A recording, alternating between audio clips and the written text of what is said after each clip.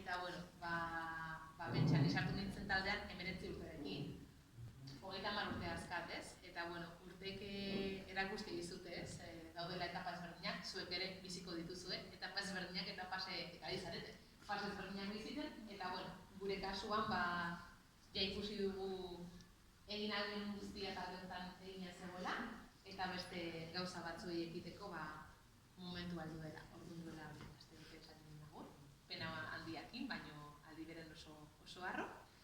Eta, bueno, nola esan dizuedan ez dizuela txapari sartuko, eta jada dagoeneko ari nahi zen bi txapa sartzen, oin arte galderan bat, zalantzaren bat, venga, eskerrik asko. Bota. Zeintzuk izango ziren zure kolaborazio? Kutxunenak. Kutxunenak. Euskal musiketik kanpo? Euskal musikatik kanpo, ez du balio hartzea Euskal Herriko musikari bat kolaboratzeko. Bale, ze zaila. Begira, aukeratuko nuke Volbeat taldeko abeslaria. Ez dakit ezagutzen duzuen Volbeat da...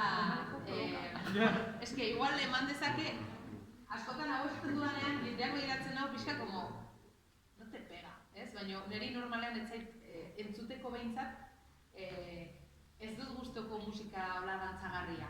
Esparrandan ateratzeko, ondo pasatzeko, eta mundure batean bai, baina oso gustoko dut rocka eta metala.